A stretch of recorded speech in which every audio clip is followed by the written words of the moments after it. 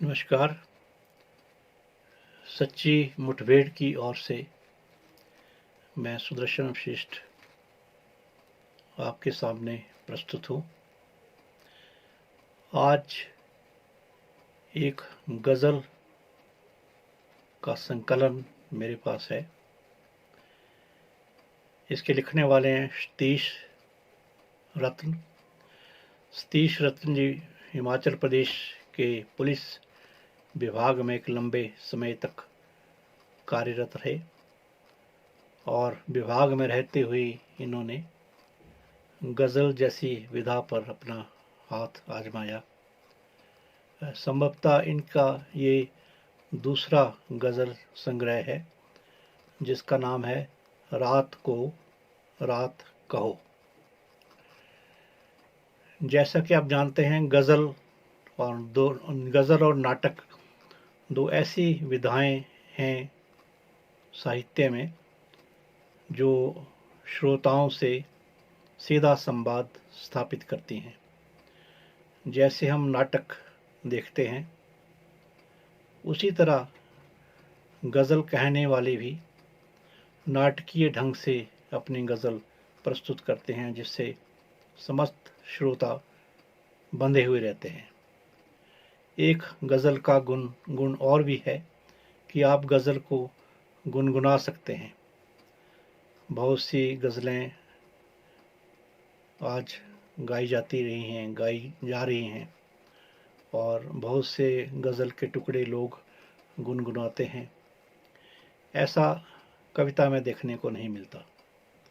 जब गज़ल मंच से पढ़ी जाती है तो ऐसा भी देखा जाता है कि बहुत से श्रोता उसको उसी वक्त अपनी नोटबुक्स में नोट करते हैं।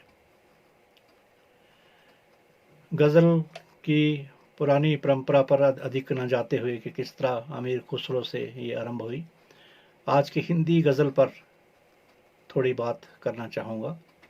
और हिंदी गज़ल की शुरुआत में दुष्यंत कुमार का नाम एक बहुत चमत्कारी नाम है जिन्होंने अपनी गज़ल के माध्यम से सारे पाठकों श्रोताओं को बांध रखा था। और मेरे सीने में ना सही तेरे सीने में सही हो कहीं भी आग, लेकिन आग जलनी चाहिए जैसे वाक्य आज भी बहुत से लोग गुनगुनाते हैं और इसका प्रयोग अपने वक्तव्यों में, अपने भाषणों में करते हैं। उसी हिंदी गज़ल की परंपरा में बहुत से लोग आगे आए।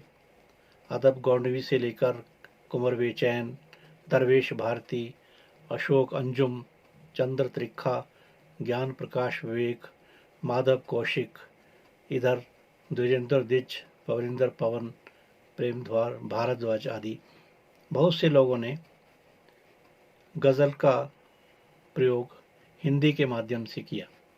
और आज आप देखते हैं गज़ल की किताबें देवनागरी में छप रही हैं क्योंकि उर्दू के जानकार नहीं रहे, उसे पढ़ने वाले नहीं रहे, उसे समझने वाले नहीं रहे। एक बात जो ख़ास और गज़ल में परिवर्तन की है वो यह कि आज की गज़ल सामाजिक सरोकारों, सरकारी तंत्र, राजनीतिक पृष्ठभूमि और तमाम उन विसंगतियों को उजागर करने में लगी है जो साहित्य का मुख्य विषय रहा है।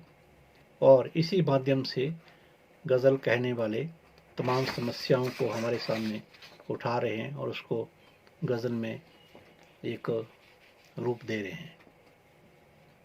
इस समय जो हमारे देश में एक तरफ भूख है, दूसरी तरफ भोग है, गरीब हैं वो बेहद गरीब हैं, अमीर हैं वो बेहद अमीर हैं, उसी का वर्णन, उसी तंत्र का वर्णन और उन्हीं सब खामियों का वर्णन हमें सतीश रत्न की गज़लों में मिलता है। इनकी गज़लों का मुख्य स्वर विद्रोह का स्वर है। जाहिर है विद्रोह व्यवस्था से ही होता है। शायर में एक आकुलता है, एक व्याकुलता है और समाज में व्याप्त तमाम विसंगतियों के प्रति रोष, तमाम विद्रूपताओं के प्रति आक्रोश है और आज के संकट काल में जो असामान्यताएं हैं, जो चुनौतियां हैं, शायर उनके प्रति सजग है, जागरूक है और उन पर अपनी बात कहता है।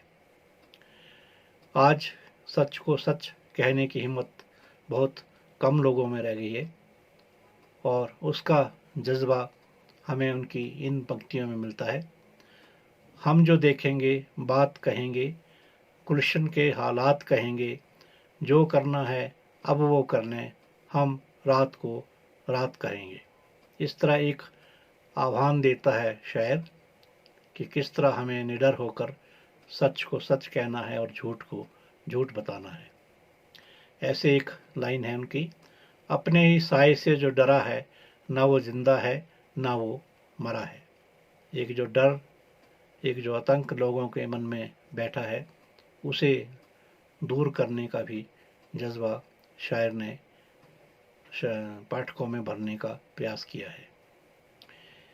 एक दो पंक्तियां और हैं जिनमें आईने का प्रयोग बहुत सारे शायरों कवियों ने किया है, उसका प्रयोग इनमें मिलता है।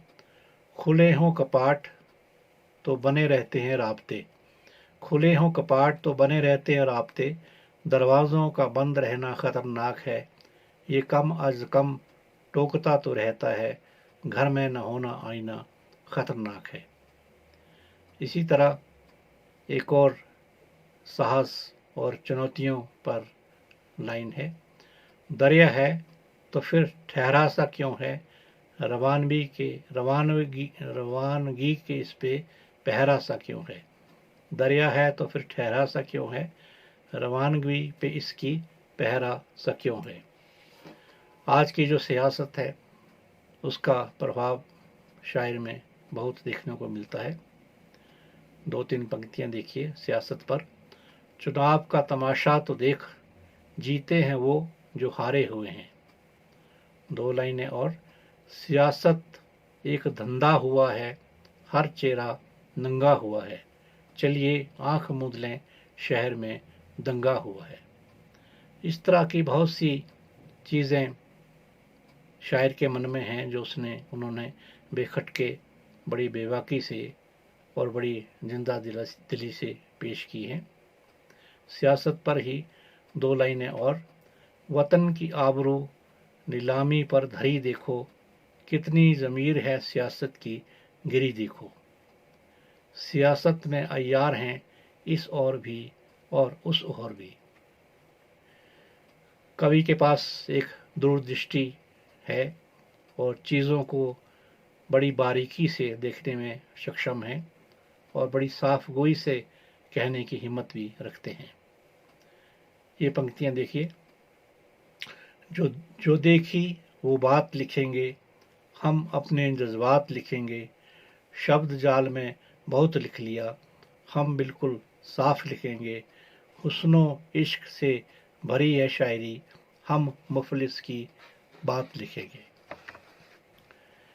शायर ने आज जो तमाम नारे दिए जा रहे हैं उन पर भी अपनी बात कही है।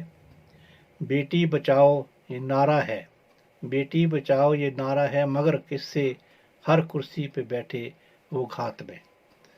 इसी तरह जो भविष्य हमारा आशंकाओं से घिरा हुआ है उन पर दो पंक्तियां, साबुत न कोई मिलेगा इन हालात में, कांच का शहर और पत्थर है हाथ पे।